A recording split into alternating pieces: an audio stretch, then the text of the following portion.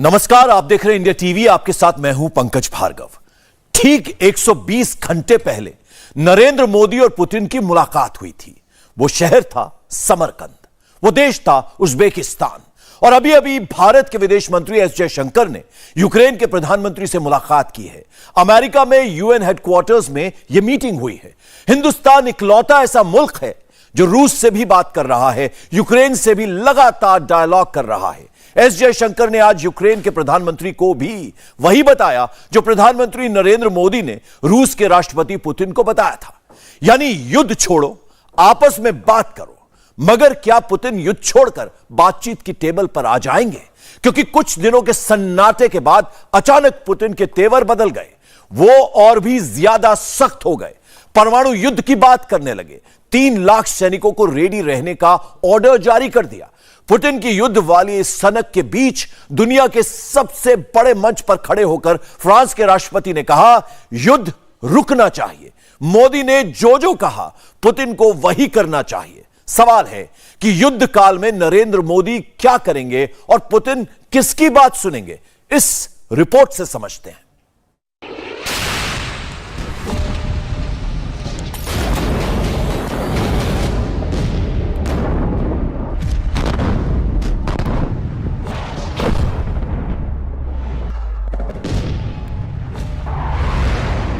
रूस के 3 लाख रिजर्व सैनिक तैनात, पुतिन का न्यूक्लियर ब्रीफकेस भी ready.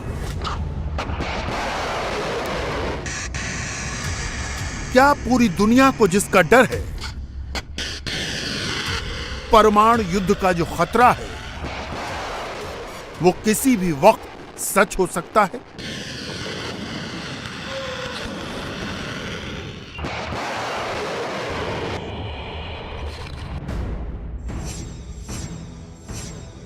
How to leave Russia, Google पर यह ट्रेंड क्यों हुआ?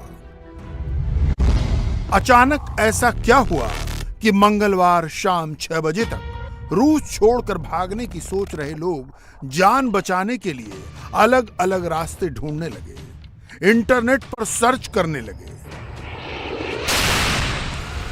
जवाब है रूसी राष्ट्रपति का आखिरी अल्टीमेटम।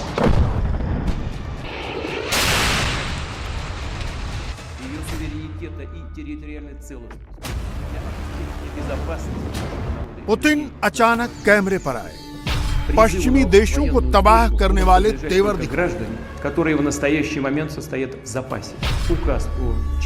देश को संबोधित किया, न्यूक्लियर वॉर वाला मैसेज दे दिया और 3 लाख रूसी सैनिकों को मोबिलाइज करने का ऑर्डर जारी कर दिया।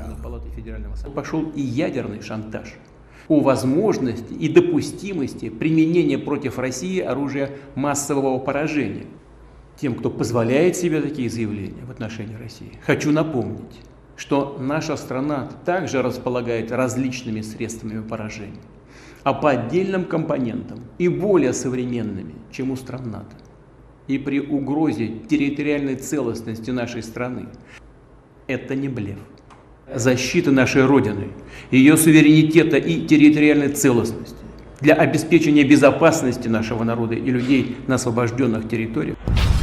पुतिन के शब्दों पर गौर कीजिए, पश्चिमी देशों की न्यूक्लियर ब्लैकमेलिंग और रूस हमले को रेडी। Ее суверенитета и территориальной पुतिन की ये स्पीच मंगलवार को टेलीकास्ट होनी थी, लेकिन 13 घंटे की देरी से पुतिन कैमरे पर आए। ऐसा क्यों हुआ, पहले ये समझिए। शुरुआत में पुतिन जब अपना वीडियो रिकॉर्ड कर रहे थे, उस वक्त उनकी तबीयत खराब हो गई। वीडियो रिकॉर्डिंग के वक्त सीने में दर्द और कफिंग होती रही। डॉक्टर्स की टीम को बुलाया गया और 4 अनसक्सेसफुल अटेम्प्ट्स के बाद वीडियो की रिकॉर्डिंग हुई। सवाल ये है कि जब पुतिन खुद बीमार है तो क्या वो दुनिया से टक्कर ले पाएंगे? इसका जवाब कुछ बॉडी लैंग्वेज एक्सपर्ट्स ने पुतिन की टेलीवाइज्ड स्पीच को देखकर दिया है। पहली तस्वीर देखिए, पुतिन के हाथों के रिएक्शन और चेहरे के हाव भाव से क्लियर है वो बेहद गुस्से में है।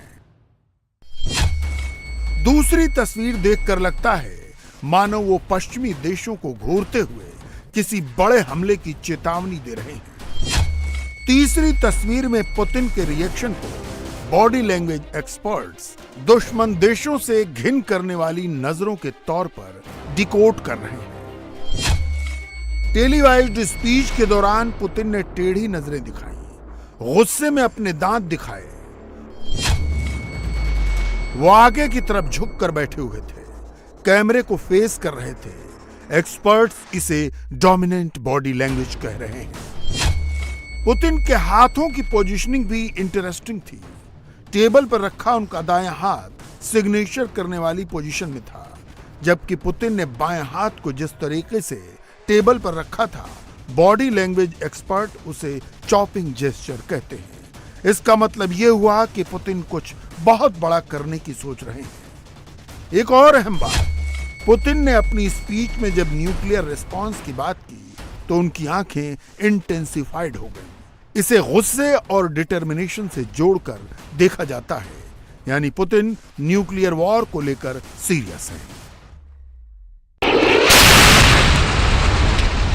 पुतिन बड़ा धमाका करना चाहते हैं, अमेरिका को आंख दिखाना चाहते हैं। इसकी एक नहीं दो वजह हैं। नंबर 1, वर्ल्ड स्टेज पर पुतिन को अपनी मैचो मैन वाली इमेज बरकरार रखनी है। और नंबर 2, यूक्रेन से मिल रही तगड़ी चुनौती के बीच किसी तरह देश के भीतर अपनी साख भी बचानी है। दुनिया ऐसा क्यों कह रही है, इसके सबूत इस वीडियो में हैं। गौर से देखिए, यूक्रेन के पूर्वी इलाके में रूस के सैनिक किस तरह ताबड़तोड़ फायरिंग के बीच अपने टैंक के पीछे छिपने की कोशिश करते दिखाई दिए। जब लगा कि मौत नजदीक है तो सारे रूसी सैनिक टैंक के भीतर सवार होकर भाग खड़े हुए, लेकिन फिर आगे जाते ही जैसे ही रूसी टैंक खेत में दाखिल हुआ, लैंडमाइन ब्लास्ट में टैंक के परखच्चे उड़ गए।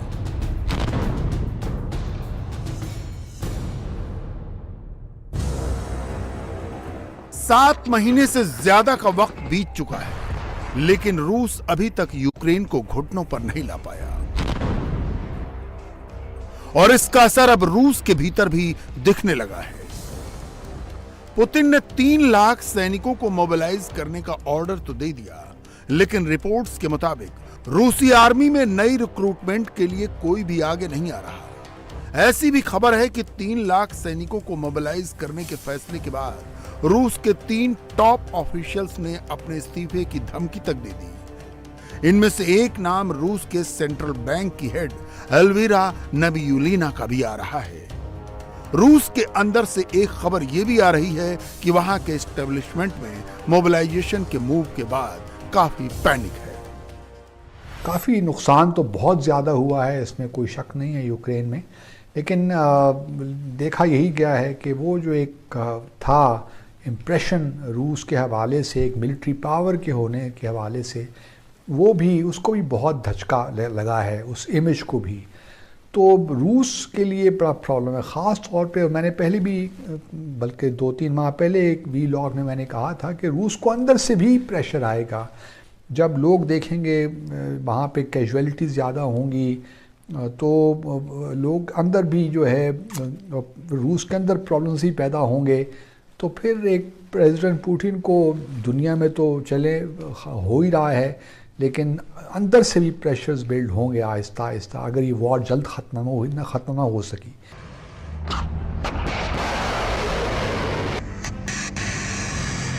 लेकिन जो पुतिन अब तक यूक्रेन से लड़ रहे हैं, अब वही पुतिन पूरी दुनिया से युद्ध की जिद पर अड़ गए हैं। खुल्लम खुल्ला वेपन ऑफ मास डिस्ट्रक्शन से तबाही की चेतावनी दे रहे हैं।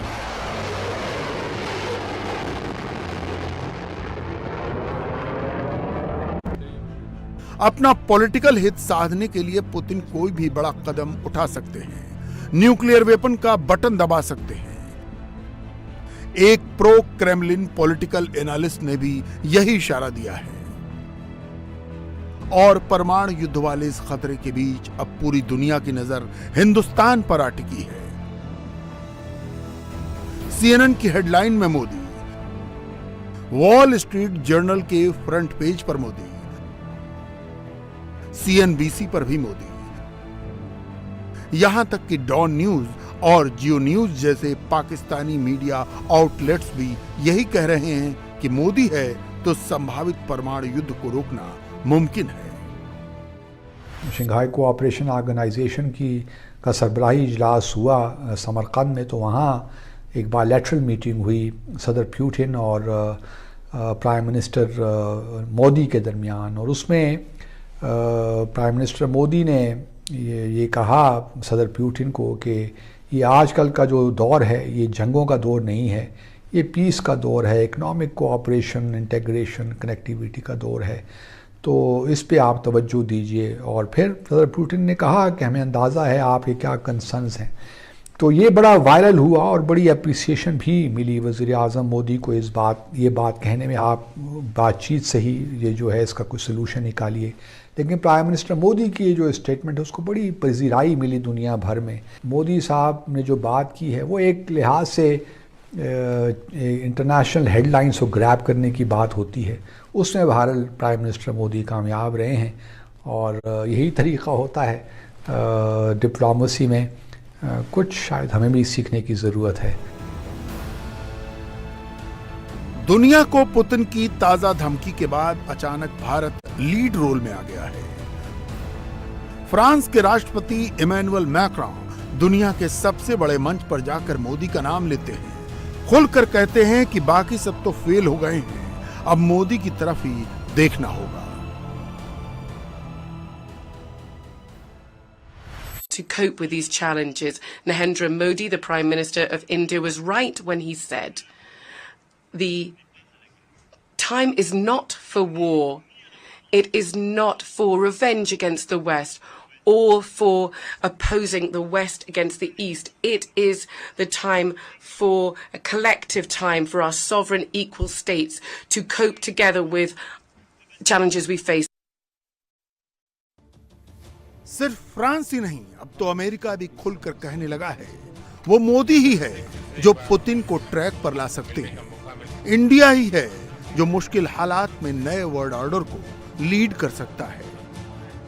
Prime Minister Modi said a statement of principle on behalf of what he believes is right and just, was very much welcomed by the United States, and for the Indian leadership, which has long-standing relationships in Moscow from the very top all the way through the Russian government, to continue to reinforce that message that now is the time for war to end. दुनिया के कोने कोने से India को लेकर, मोदी को लेकर जिस तरह के रिएक्शन आ रहे हैं, उसके पीछे वो मुलाकात है जो कुछ दिनों पहले ही SCO समिट में मोदी और पुतिन के बीच हुई थी, और तब मोदी ने बिना फुल स्टॉप और बिना किसी कॉमा के इंडिया का मैसेज दे दिया था, ये जमाना युद्ध का नहीं, बातचीत से मसले हल करने का है। एक्सेलेंसी, मैं जानता हूं कि आज का युग युद्ध का है नहीं, और हमने फोन पर भी कई बार आपसे इस विषय में बात की है कि डेमोक्रेसी और डिप्लोमेसी और डायलॉग, ये सारी बातें ऐसी हैं कि जो दुनिया को एक स्पर्श करती है। आने वाले दिनों में शांति के रास्ते पर हम कैसे बढ़ सके, उसके विषय में जरूर आज हमें चर्चा करने का मौका मिलेगा। यानी जो ना अमेरिका कह पाया, जो ना ब्रिटेन कह पाया, जो ना फ्रांस कह पाया, जो ना जर्मनी कह पाया, वो बात प्रधानमंत्री मोदी ने पुतिन के सामने कह दी। मोदी जब ऐसा कहते हैं, इंडिया जब वैश्विक मंच पर ऐसा स्टैंड लेता है, तभी तो दुनिया भारत की ओर देखती है, मोदी को पसंद करती है, इंडिया की लीडरशिप को फुल मार्क्स देती है। इंडियंस को मैं बोलूंगी, वी लव यू। अमेरिका का एक, इंडिया का। अच्छा, अगर आप इन दोनों में से किसी को चूज करना पड़े तो आप किसको करेंगे? ये तो गुलाम बनाता है लोगों को, अमेरिका का। हाँ, India should be foremost. I think so कि इंडिया की गवर्नमेंट ज़्यादा बेहतर है। देखिए, जो मोदी है ना, वो अपने मुल्क के लिए बहुत अच्छा लीडर है, नो डाउट, कोई ऐसा उसमें दो राय नहीं है। उतनी इंडिया ने 60 सालों में तरक्की नहीं की जितनी उसने अपने 8 सालों में इंडिया को ऊपर लेके गया।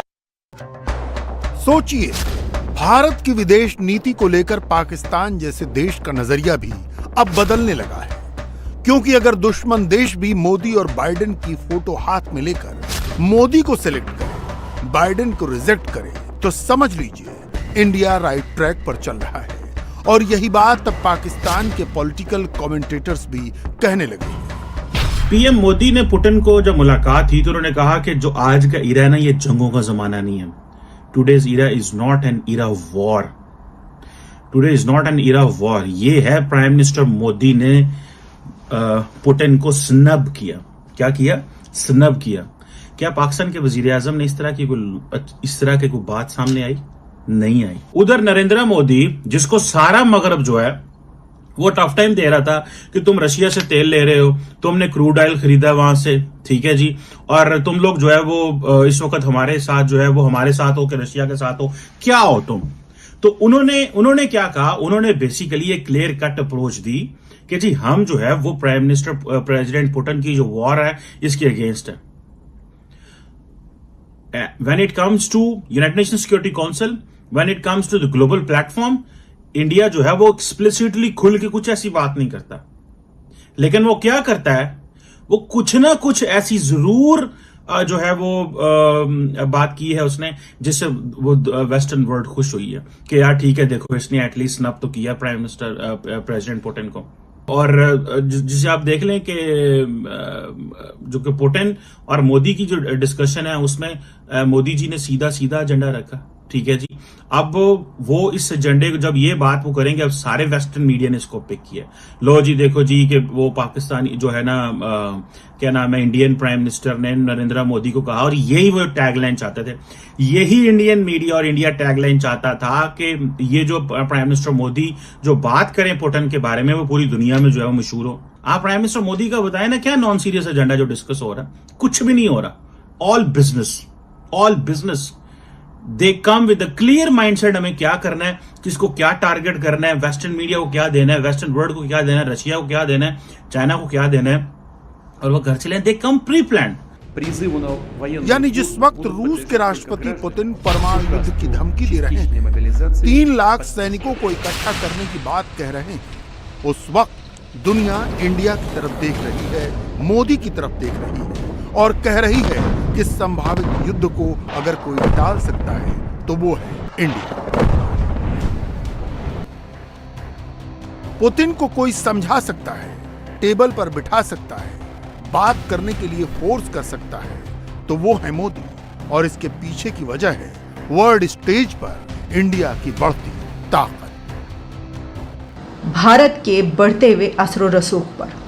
लेकिन क्योंकि जब हम इस खत्ते की बात करते हैं, इस रीजन की बात करते हैं, तो इसमें जितने भी और दीगर कंट्रीज़ हैं, हम उनसे भी कंपैरिजन करते हैं, और हम चाहें या ना चाहें, सही है या नहीं है, लेकिन हम कंपैरिजन करते हैं अपना। तो जो हम कंपैरिजन करते हैं वो गलत नहीं होता। कैसे? ये मैं बात क्यों कह रही हूँ बोला, उसकी वजह ये है कि जो बड़े बड़े मीडिया आउटलेट्स हैं, बड़ी बड़ी मीडिया ऑर्गेनाइजेशंस हैं दुनिया की, जैसे कि BBC उर्दू की जब हम बात करें, तो वो भी इसमें कंपैरिजन करते हुए नज़र आ रहे हैं। बल्कि इससे पहले मैंने आपको द गार्डियन में एक जो आर्टिकल पब्लिश हुआ था, उसमें भी मैंने आपको बताया था कि चाइना और इंडिया का कैसे कंपैरिजन किया गया था। लेकिन BBC उर्दू इसमें एक कंपैरिजन आप इसको कह सकते हैं, एक कंपैरेटिव स्टडी कह सकते हैं, जिसमें उन्होंने कहा है कि क्या पाकिस्तान को फ़िक्रमंद होने की ज़रूरत है। ये उनके आर्टिकल का दूसरा हिस्सा, यानी जो उनका दूसरा सेंटेंस है। पहला सेंटेंस उनका ये है कि इंडिया की इंटरनेशनल लेवल पर जो रिस्पॉन्सिबिलिटीज़ हैं और जो इन्फ्लुएंस है वो इंक्रीज़ हो रहा है, वो बढ़ता चला जा रहा है। दिसंबर में अगर आप देख लें तो उसमें G20 की जो हेड करेगा इंडिया उसको, अच्छा उसी तरीके से, और उसका इजलास जो है वो दिल्ली में होगा। इसी तरीके से SCO को हमने देखा कि वो भी अब वहाँ पर सरबराही चली गई, और जो नेक्स्ट उसका इजलास होगा वो भी वहाँ पर होगा, तो वो भी उसके पास है। इसी तरीके से दिसंबर में कहा जा रहा है कि यूनाइटेड नेशंस की जो सलामती कौंसिल की प्रेसिडेंसी है वो भी इंडिया को मिलने वाली है। G7 में जो है वो भी शामिल होने की बात की जा रही है भारत के, और अगर ऐसा हुआ तो ये भी कहा गया है कि ये ग्रुप जो है वो G8 बन जाएगा। अब देखें ना, जब हम ये बात करते हैं G20 की या इस तरीके से, तो उसमें दुनिया के 20 ताकतवर तरीन ममालिक हैं। वो सिर्फ नाम नहीं है, उसमें दुनिया की 20 बहुत इन्फ्लुएंशियल कंट्रीज़ हैं। तो वो फिर आप जो हैं जब उसकी वो कर रहे होते हैं, तो आपके पास एक बहुत बड़ा ये मार्जिन होता है, आप उस पर कुछ भी जो है वो अपनी बात मनवाते हैं, कर सकते हैं। तो सब मानते हैं ना कि जो सिफारतकारी की टीम इंडिया के पास है, तो वो तो कमाल किए, वो किस तरीके से अपनी बात को आगे लेकर जाते हैं और मनवाते हैं। इंडिया टीवी हर वक्त हर जगह डाउनलोड करने के लिए सर्च करें India TV news Google play store या ऐप स्टोर पर।